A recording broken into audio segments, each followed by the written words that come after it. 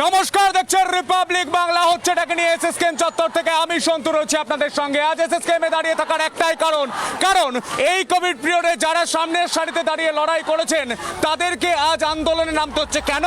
কারণ তাদের স্থায়ীকরণ সহ একাধিক দাবি রয়েছে, যেই দাবি সরকার শুনছে না। এবং আজ আমি সন্তু বুক চিতিয়ে চোখে চোখ রেখে আমি প্রশ্ন করব, এ বাংলায় শিক্ষিত বেকার যুবক যুবতীরা তারা কোথায় যাবেন বলুন তো? আমি অবশ্যই রিপোর্ট নেব, কিন্তু তার আগে দেখানোর চেষ্টা করব যে কিভাবে বিক্ষোভ চলছে ঠিক ভেতরে। আমি ঠিক আসার চেষ্টা করবো, এখানে আমি কথা বলার চেষ্টা করবো ওনাদের সঙ্গে, সরাসরি আমাদের দর্শক বন্ধুদের দেখাবো। আমি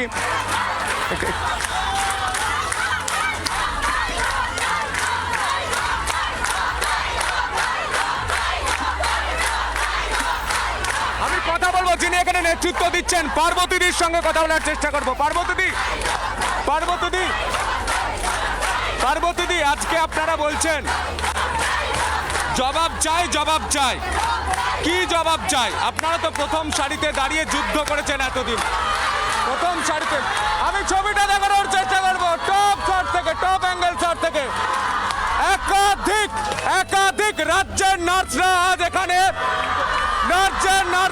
এখানে জড়ো হয়েছেন। কেন? তারা জবাব চাইছেন। কি জবাব চাইছেন আমি প্রথমে শোনার চেষ্টা করব পার্বতীদির থেকে। পার্বতীদি, কোভিড পিরিয়ডে আপনারা প্রথম সারিতে দাঁড়িয়ে যুদ্ধ করেছেন, তা সত্ত্বেও আপনাদের এভাবে বিক্ষোভ করতে হচ্ছে, সরকার শুনছে না কেন?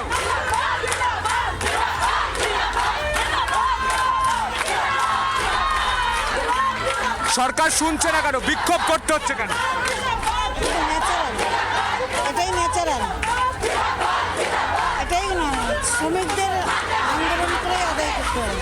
আমি কথা বলার চেষ্টা করবো, যারা বিক্ষোভ দেখাচ্ছেন বিক্ষোভ করতে হচ্ছে কেন? মানতে হবে, আমাদের দাবি মানতে হবে। কি দাবি রয়েছে? আমাদের এই দীর্ঘদিনের যে বঞ্চনা সেটাই মানতে হবে। আমাদের আছে ওই ডিপ্লোমা স্কেলটা আমাদের দিয়ে দিতে হবে। এটা আমাদের ন্যায্য প্রাপ্ত, এটা কোনো ভিক্ষা না, এটা আমাদের প্রাপ্ত, আমাদেরকে দিতে হবে। তারা আজ বলছেন জবাব চাই। সরকারি আমাদের পশ্চিমবাংলায় বাকি যে ডিপ্লোমা হোল্ডার যারা আছে তাদের যে পে স্কেল দেওয়া হয়, আমাদের নার্সিং পার্সোনালদের সেই পে স্কেল দিতে হবে। আমাদের এটা ন্যায্য অধিকার, আমরা এই ন্যায্য অধিকার না নিয়ে যাচ্ছি না, যাব না। আমাদের ন্যায্য অধিকার অবশ্যই দিতে হবে। বেতন কাঠামো কারেকশন করতে হবে। কতজন রয়েছে আপনারা এখানে? কতজন? 2,500-3,000 উপরে লোক রয়েছে। প্রায় অসংখ্য মানুষ রয়েছেন, অসংখ্য নার্স রয়েছেন, তারা বলছেন জবাব চাই। কিসের জবাব চাই আরো একবার জানার চেষ্টা করবো। দিদি, আপনারা জবাব চাইছেন, কিসের জবাব চাইছেন? আমরা 1986 সাল থেকে যে বেতন বৈষম্য হচ্ছে আমাদের সাথে, আমরা 9 নম্বর স্কেল পাচ্ছি, কিন্তু আমরা 12 নম্বর স্কেল থেকে আমাদের মাইনে পাওয়া উচিত। সেই ধারাবাহিকতা 86 সাল থেকে চলে আসছে, আজ পর্যন্ত তার কোনো জবাব পাচ্ছি না। কারা বঞ্চনা করছে? বঞ্চনা সরকার থেকে করা হচ্ছে, আগের সরকারও করেছে। আমি দেখানোর চেষ্টা করবো, প্ল্যাকার্ড নিয়ে বিক্ষোভ দেখাচ্ছেন, বেতন বৈষম্য আর কত। আমি দেখানোর চেষ্টা করব, দিকে দিকে প্রশাসন কর্তৃপক্ষ নার্স নিগ্রহ বন্ধ করো, একটা পোস্টার। আমি দেখানোর চেষ্টা করব, বেতন বৈষম্য কার কত, বেতন বৈষম্য আর কত। নার্সদের ইউনিটি, নার্সদের দীর্ঘদিনের বেতন বঞ্চনা নিরসন করতে হবে। নার্সদের ইউনিটি বিক্ষোভ দেখাচ্ছেন, তারা সমস্ত প্রশিক্ষণ প্রাপ্ত নার্সদের অবিলম্বে স্থায়ী পদে নিয়োগ করতে হবে। যারা এই কোভিড আবহে সামনের সারিতে থেকে লড়াই করেছেন তাদের বিক্ষোভ করতে হচ্ছে কেন? কেন প্রশাসন চুপ?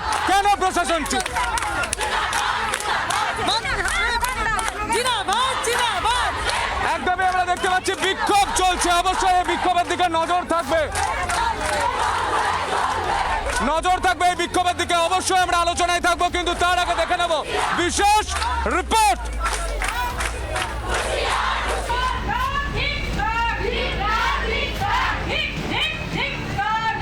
করোনা অতিমারির বিরুদ্ধে লড়াইয়ে একেবারে প্রথম সারিতে নার্সরা। চিকিৎসকদের মতোই নিজেদের জীবন বিপন্ন করেই মারণ ভাইরাসে আক্রান্তদের চিকিৎসা করে চলেছেন তারা। অতিমারিকালে এই প্রথম সারির যোদ্ধারাই বঞ্চনার অভিযোগ তুলেছেন।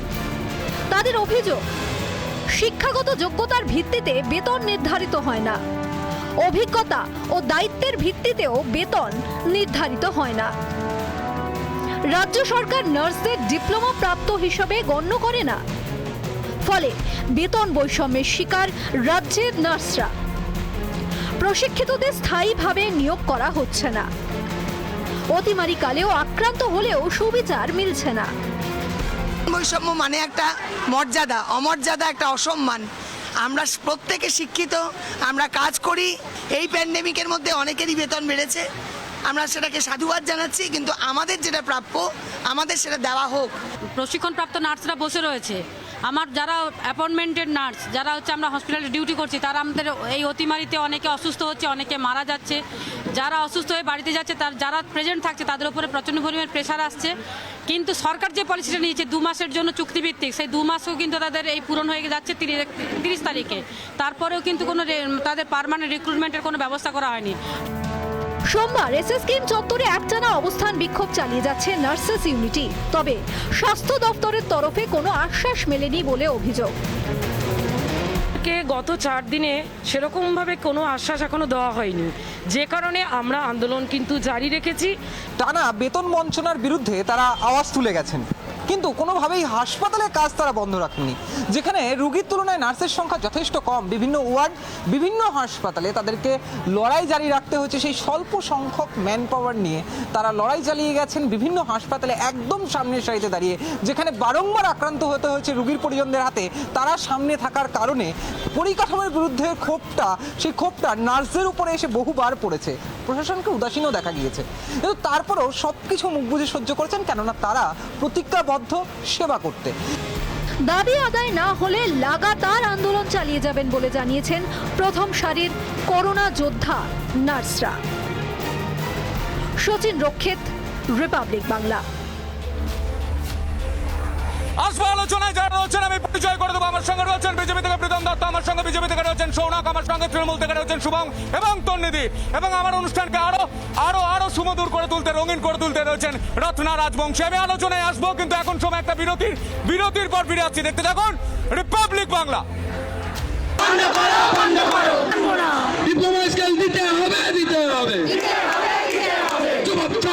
প্রথম সারির যোদ্ধাই নার্সরা বেতন বৈষম্য দূর করতে হবে, প্রশিক্ষিতদের স্থায়ীভাবে নিয়োগ করতে হবে এবং একই সঙ্গে যে সমস্ত নার্সরা আক্রান্ত হয়েছে তাদের সুবিচার দেওয়ার দাবিতে এসএসকেএমে চলছে নার্সেস ইউনিটির বিক্ষোভ অবস্থান। অভিযোগ 4 দিন পেরিয়ে গেলেও এখনো স্বাস্থ্য দপ্তরের তরফে কোনো প্রতিশ্রুতি মেলেনি। স্বাস্থ্যকর্মীদের পাশে রয়েছে রিপাবলিক বাংলা। টানা 4 দিন চলছে এই অবস্থান বিক্ষোভ। অতিমারি আবহে তারা প্রথম সারির যোদ্ধা হিসেবে কাজ করেছেন, কিন্তু এখনো পর্যন্ত স্বাস্থ্য দপ্তরের কোনো প্রতিশ্রুতি মেলেনি। করোনা অতিমারির বিরুদ্ধে লড়াইয়ে একেবারে প্রথম সারিতে ছিল নার্সরা। চিকিৎসকদের মতোই জীবনের দাও লেগে, অর্থাৎ নিজেদের জীবনকে বিপন্ন করে মারণ ভাইরাসে আক্রান্তদের চিকিৎসা করে চলেছেন তারা। অতিমারি কালেই প্রথম সারির যোদ্ধারাই বঞ্চনার অভিযোগ তুলছেন। তাদের অভিযোগ যে শিক্ষাগত যোগ্যতার ভিত্তিতে বেতন নির্ধারিত হচ্ছে না, অভিজ্ঞতা এবং দায়িত্বের ভিত্তিতেও বেতন নির্ধারিত হয় না। রাজ্য সরকার নার্সদের ডিপ্লোমা প্রাপ্ত হিসেবে গণ্য করে না, ফলে বেতন বৈষম্যের শিকার রাজ্যের নার্সরা। প্রশিক্ষিতদের স্থায়ীভাবে নিয়োগ করা হচ্ছে না, অতিমারিতেও আক্রান্ত হলেও সুবিচার পাচ্ছেন না তারা। একাধিক অভিযোগকে সামনে রেখে বিক্ষোভ প্রদর্শন করছেন নার্সরা। এসএসকেএম চত্বরে একটানা অবস্থান বিক্ষোভ চালিয়ে যাচ্ছে নার্সেস ইউনিটি। তবে স্বাস্থ্য দপ্তরের তরফ থেকে এখনো পর্যন্ত কোনো আশ্বাস পাওয়া যায়নি। যেখানে দীর্ঘদিন ধরে তাদের যে মূলত যে দাবিটা ছিল, তাদের বেশ কয়েকটি দাবি রয়েছে, সেই দাবি আদায় না হলে লাগাতার আন্দোলন চালিয়ে যাবে বলে জানিয়েছে প্রথম সারির করোনা যোদ্ধা এই নার্সরা। আমরা জানি যে কোভিড পরিস্থিতির সঙ্গে তারা পাল্লা দিয়ে লড়াই চালিয়ে গিয়েছে, মানুষজনকে সুস্থ করবার জন্য নিরন্তর জীবন চালিয়ে গিয়েছে তারা।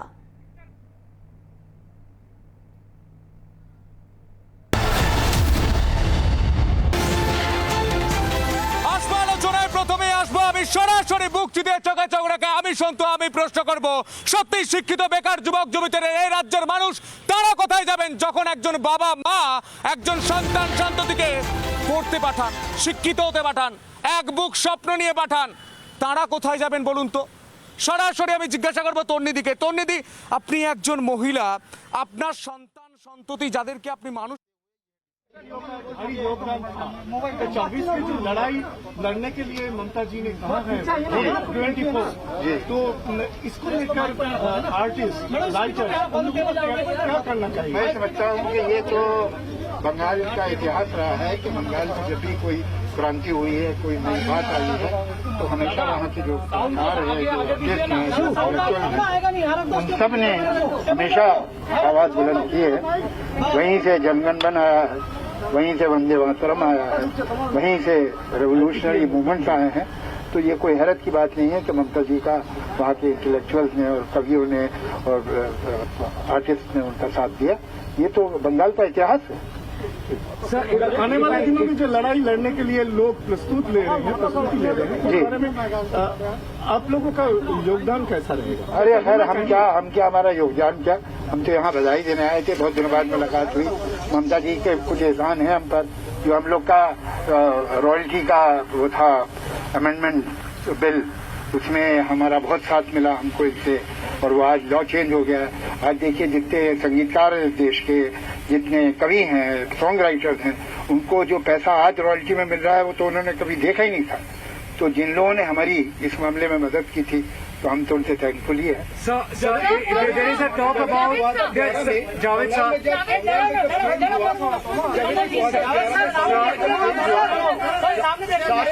अरे चुप रहो, ये एक सेकेंड कुछ पूछ रहे जी। बारी ये पूछो। बंगाल में जब चेंज हुआ था, हाँ, सारे इंटेलेक्चुअल सामने आके वो कहे थे कि परिवर्तन चाहिए, that means we are for the change. जी, क्या आपको लगता है आप देश भर में इंटेलेक्चुअल्स को ऐसे ही सामने आके ये दावा करने की, ये डिमांड करने की, ये आवाज उठाने का देखिए, मैं सबके लिए तो फैसला कर नहीं सकता, लेकिन ये जरूर कर सकता हूँ कि मुझे जरूर लगता है कि कुछ परिवर्तन आने चाहिए। So you think for 2024 the nation should go for a change for election? This is the political question. Okay. ये आप ऐसा सवाल मुझसे ना कीजिए, तो पॉलिटिशियन से कीजिए, लेकिन ये मैं जरूर महसूस करता हूँ कि परिवर्तन होना चाहिए। आजकल हमारे देश में कुछ टेंशन ज्यादा मुझे लगता है, चाहे एक तरह पोलराइजेशन दिखता है, कुछ बड़े एग्रेसिव स्टेटमेंट, कहीं कहीं वायलेंस, ये सब नहीं होना चाहिए। इसी शहर में राइट हुए थे कुछ दिनों पहले, तो ये तो बड़ी खराब बात है ना। अगर दिल्ली में ही हो जाए तो फिर क्या बचा? तो ये सब चीजें बंद होनी चाहिए। And as far as the leader is concerned, Mamata Banerjee is standing right next to you. Do you think Mamata Banerjee can actually lead, the country, and there could be a front where she can lead the front? She had been trying to speak to several people, several leaders, and many wonder if the nation has seen some leadership crisis. Whatever little conversation we had, and whatever she said, that is not her priority at all, that whether I should lead or somebody else should lead. She believed that there should be Parivartan the way she wanted it in Bengal, now she wants it in India. ये कि leadership किसकी हो और कौन जाकर, ये एक topic हमेशा होता है, who will become the prime minister, ये सब सेकेंडरी बात है। इम्पोर्टेंट बात है, what kind of India do you lead. कौन लीड करेगा, कौन नहीं लीड करेगा, वो इम्पोर्टेंट बात नहीं है। हमको हिंदुस्तान कैसा चाहिए, हमें हिंदुस्तान में कैसी परंपरा, कैसा एटमॉस्फेयर, कैसी आजादी, कैसी डेमोक्रेसी चाहिए, कैसी होनी चाहिए, और अच्छी हो जाए डेमोक्रेसी। तो हमारे देश में हम प्राउड है कि है, कहीं नहीं है इस तरह बड़ा एशिया देख लोगे तो जैसा हमारे यहाँ है, लेकिन अगर है तो इसके मतलब हम और अच्छी बनाए। Democracy is a constant process. Democracy is not static, it is dynamic. उसे ज्यादा से ज्यादा अच्छा बना सकते हैं, और आज जो डेमोक्रेसी है उसे बहुत sir Mamata Banerjee Mamata Banerjee gave the slogan খেলা হবে। Mamata Banerjee gave the slogan খেলা হবে। दीदी ने कहा খেলা হবে। You are also a poet, you are a शायर, so how do you see that খেলা হবে slogan? Do you think the খেলা হবে slogan can reverberate in India? अरे भैया, अभी भी आपको सबूत चाहिए क्या? You still need some proof. No, what's your take on the খেলা হবে slogan? अरे, it is beyond any discussion now. There is no take. You just have to listen to. Javed जी, आप आपको एक गान बनाना है। मैडम आप भी कुछ लोग बताइए। मैडम आप भी। You did say that she didn't bring it up. She has no desire per se as far as leading or whoever should be leading or not. But do you see her as a face in 2024 to take on the present regime? You know one thing. this question is in a way against the Constitution of India. What is the procedure given in the Constitution of India? That there will be different parties, they contest the election. Whichever will be the majority party in the parliament, the parliamentary party of that party will choose the leader, and that leader will lead. Ultimately, For united opposition, do you see how? no, whatever. The moment you say that you will decide your prime minister earlier is wrong. It is anti-constitution. That's excellent. Madam, आप भी चल है बोली madam नीचे बैठ लो madam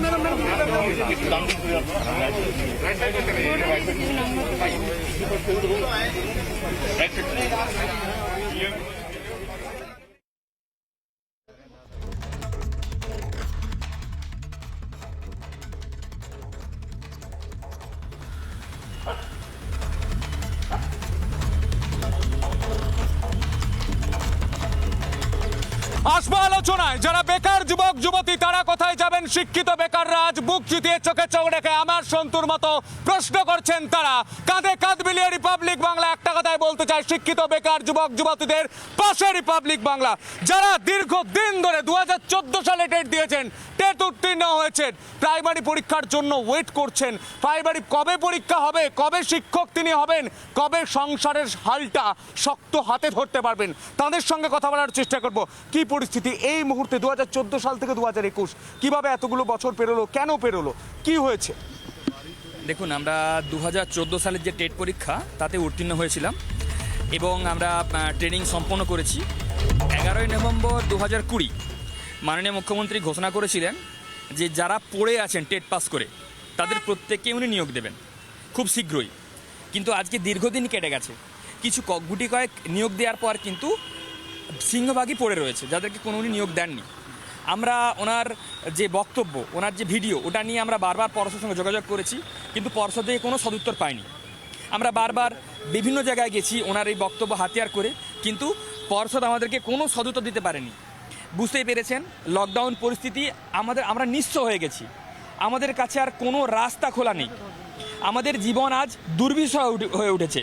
যেখানে মমতা বন্দ্যোপাধ্যায় বলেছিলেন যে প্রত্যেককে উনি দ্রুত ফেব্রুয়ারির মধ্যে নিয়োগ দিয়ে দিবেন, আজকে দীর্ঘদিন কেটে যাওয়ার পর জীবন আজ দুর্বিষহ বলছেন চাকরির প্রার্থীরা। আমি সরাসরি তন্নিদির কাছে যাব। তন্নিদি, আপনি যে দলটাকে সমর্থন করেন সেই দল এখন শাসক দল, একবার দুবারের নয় 3বারের মুখ্যমন্ত্রী বারবার আশ্বাস দিচ্ছেন, বারবার প্রতিশ্রুতি দিচ্ছেন, কিন্তু হচ্ছেটা কি তন্নিদি এই বাংলায়? শিক্ষিত বেকার যুবক যুবতীরা আর কতদিন অপেক্ষা করবে? সরকার যেটা চেষ্টা করেছে সেটা কিছুদিনের মধ্যেই আপনারা আগে দেখতে পেয়েছেন। সরকার কিন্তু চাকরির জন্য বসে রয়েছে, কিন্তু বিরোধীরা যেভাবে বারবার কেস করে বিভিন্ন রকমভাবে বাধা সৃষ্টি করে ব্যাপারটাকে আরো গোলমেলে করে দিচ্ছে, জটিল করে দিচ্ছে। তারা এটাকে বোঝার চেষ্টাই করছে না যে এই সব ছেলে মেয়েদের ভবিষ্যৎ কিন্তু তারাই অন্ধকার করছে, জটিল করছে। আপনাদের দিকে অভিযোগ আসলে কি জানো তো সন্তু, ব্যাপারটা হচ্ছে আজকে অবস্থা হচ্ছে গায়ে মানে না আপলি মোড়ল। আমাদের বাংলাটা কথা আছে যে তাদের গায়ে তাদেরকে মোড়ল হিসেবে মানছে না। যে তোমার ওখানে দেখে আসলাম বিক্ষোভ চলছে, মুখ্যমন্ত্রী হায় হায় বলছে, মুখ্যমন্ত্রী কিছু করতে পারছে না নিজের রাজ্যের জন্য। উনি আজকে দিল্লিতে গেছেন ভারত সামলাবেন বলে। তো আজকে ভারতবর্ষের মানে এই যে অঙ্গরাজ্য পশ্চিমবঙ্গের অবস্থা আজকে এই হাল। তুমি আমাদের টেটের এই ছেলেদের দেখালে, দিদি বলছিল বিরোধীরা করেছে।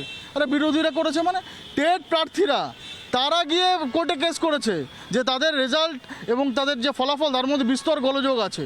হাইকোর্ট থাপ্পড়ের পর থাপ্পড় দিচ্ছে, সুপ্রিম কোর্ট থাপ্পড়ের পর থাপ্পড় দিচ্ছে, প্রত্যেকটা মামলা হাইকোর্ট হেরে বসে রয়েছে। আজকেও এনএচআরসিতে হাইকোর্ট থাপ্পড় দিয়েছে, ওরা হলফনামায় বলেছে যে আরও টাইম লাগবে, হাইকোর্ট বলেছে 31শে জুলাইয়ের মধ্যে রিপোর্ট দিতে হবে। তো এই হচ্ছে এই অবস্থা। ওই একটা 2011-এর পর একজন বাম নেতা, এখন তো আর মানে আর বলা যাবে না, এখন বাম মূল হয়ে গেছে, তৃণমূল এবং বামফ্রন্ট মিলে বাম মূল। তো ওই বামফ্রন্টের একটা নেতা বলে গেছিল যে হেলে ধরতে পারে না, কেউটা ধরতে গেছে। তো তার এই অবস্থা হচ্ছে যে রাজ্যকে সামলাতে পারছে না উনি, ভারতের কি সব জায়গায় হেলে ধরতে পারে না, কেউটা ধরতে গেছে বলেছিলেন কেউ। বলছেন প্রীতম দত্ত। কে বলেছিলেন অন্তত আমি জানি না, কিন্তু আমি শুভমকে সরাসরি প্রশ্ন করবো। শুভম, তুমি একজন তরুণ প্রজন্ম, তুমি ইঞ্জিনিয়ারিং পাশের পর, তুমি ডাক্তারি পাশের পর, তুমি নার্স হওয়ার পর তুমি কি চাইবে? একটা চাকরি চাইবে। তুমি চাইবে না তোকে পলিটিক্সটা করতে হোক, তুমি চাইবে না যে ভিড়ের মাঝে মিছিলের মাঝে স্লোগান দিতে হোক, তুমি চাইবে না প্ল্যাকার্ড ধরতে, ঝান্ডা ধরতে, যদিও তোমার সেটা ব্যক্তিগত ব্যাপার, কিন্তু চাকরিটা তো তরুণ প্রজন্ম চাই। শুভম, তুমি আমার অনুষ্ঠানে তুমি পকোড়া নিয়ে বিক্ষোভ দেখিয়েছো, চপ নিয়ে বিক্ষোভ দেখিয়েছো, তোমরা বলেছো যে এ বাংলায় হচ্ছেটা কি, এ ভারতবর্ষে হচ্ছেটা কি, কিন্তু আজ শুভম আমি জিজ্ঞাসা করছি, শিক্ষিত বেকার যুবক যুবতীরা তারা কি চপ ভাজবে? শুভম, প্রথমেই আমি বলতে চাই, প্রীতমদা কিছুক্ষণ আগে বলেন ওখানে নাকি মুখ্যমন্ত্রী হাই হাই স্লোগান দেওয়া হচ্ছে, প্রীতমদার একটু কানের চিকিৎসা দরকার, স্বাস্থ্যসাথীর আন্ডারে সেটা করে দেওয়া হবে। দ্বিতীয় কথা, ওনারা সেটা বলবেন না, কারণ ওনারাও আপনাদের থেকে অনেক বিচক্ষণ এবং ওনারাও জানেন যে বাংলার সরকার দানবিক নয়, পাশবিক নয়, বাংলার সরকার মানবিক সরকার। বাংলার মুখ্যমন্ত্রী মমতা বন্দ্যোপাধ্যায় বারবার দাবির পাশে দাঁড়িয়েছেন, বারবার যে কোনো আন্দোলনের পাশে দাঁড়িয়েছেন।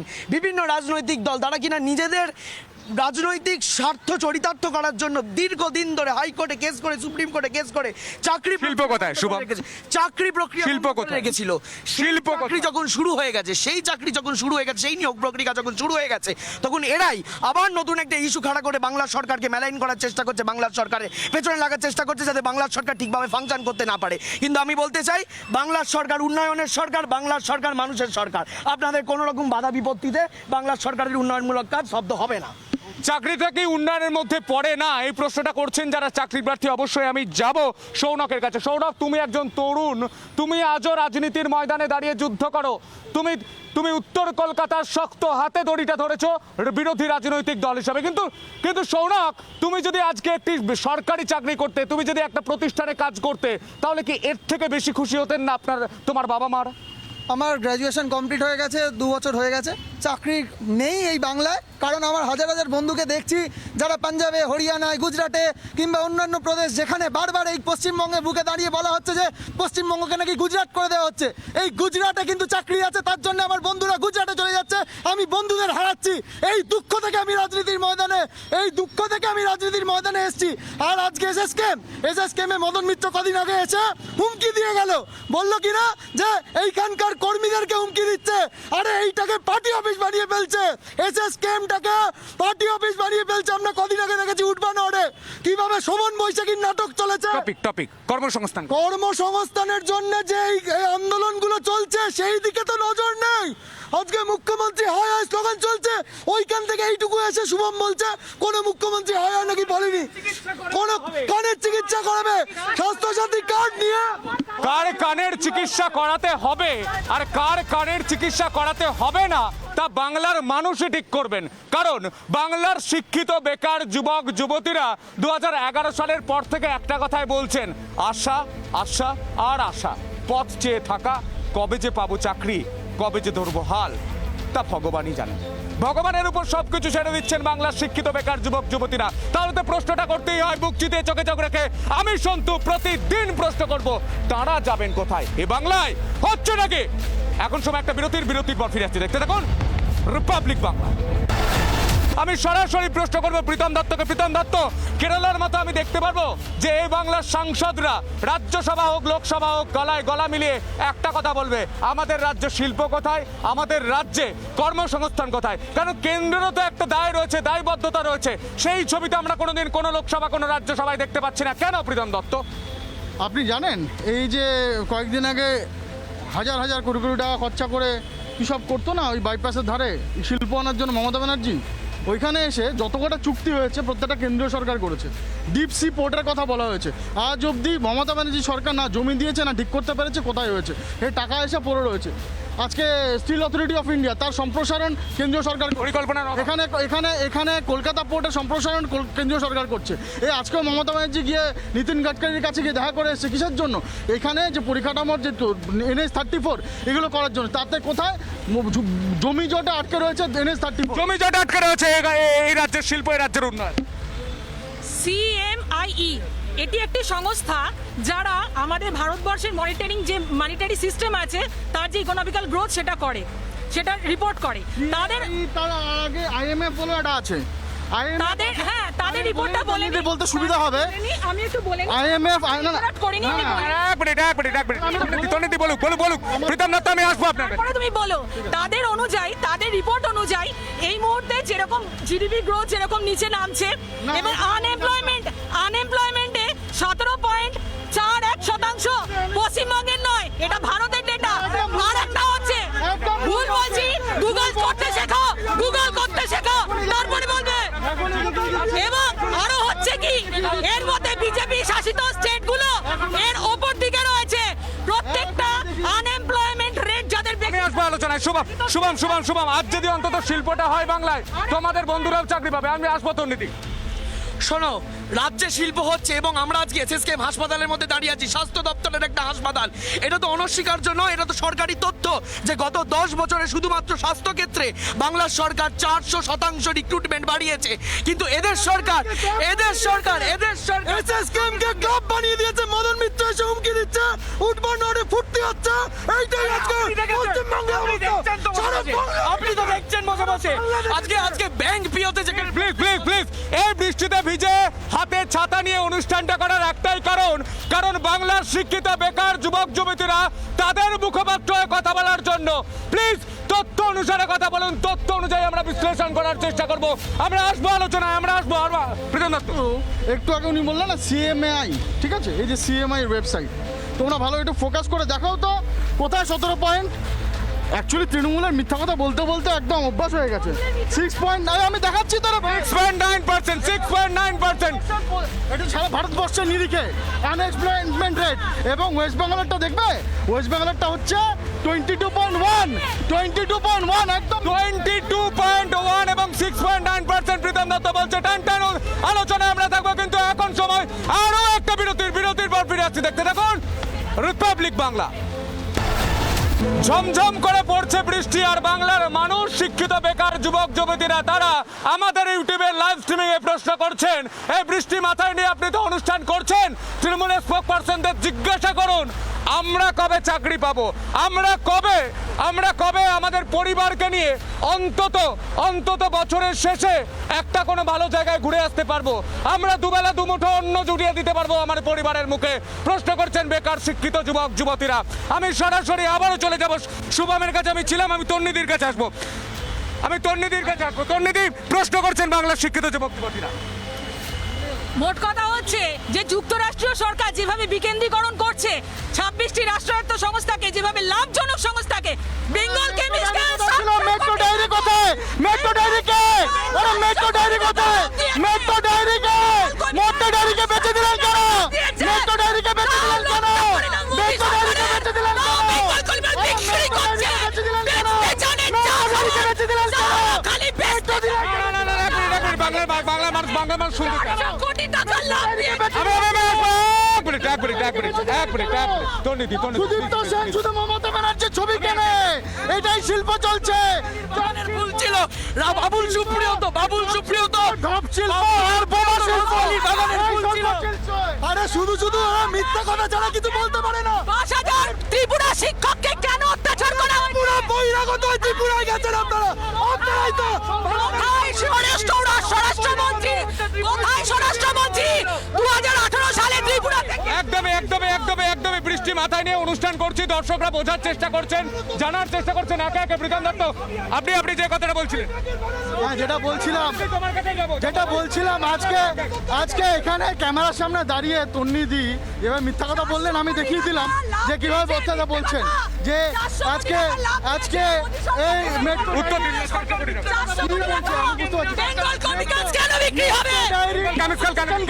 মেট্রো ডায়েরি লাভজনক সংস্থা বেঁচেছেন কেন? জ্বালান করে ফুর্তি করতে ইংল্যান্ডে গেছিলেন কেন? কেন গেছিলেন ইংল্যান্ডে? বিতর্ক চলবে, ছাতা মাথায় নিয়ে হলেও অনুষ্ঠান আমি করেই যাব, যতদিন না বাংলার মানুষ সুরক্ষিত থাকবেন, যতদিন না বাংলার বেকার যুবক যুবতীরা চাকরি পাবেন, ততদিন বাংলার মানুষের শিক্ষিত বেকার যুবক যুবতীদের মুখপাত্র এই সন্ত গলা বাড়াবে, বুক চিতিয়ে চোখে চোখ রেখে প্রশ্ন করবে, এ বাংলায় বেকার শিক্ষিত যুবক যুবতীরা কোথায় যাবেন? এ বাংলায় হচ্ছেটা কি। আজ এখানে অনুষ্ঠান শেষ করতে হচ্ছে, তবে সমস্ত গুরুত্বপূর্ণ খবরের জন্য আপনাদের নজর থাকবে শুধুমাত্র রিপাবলিক বাংলার পর্দায় এবং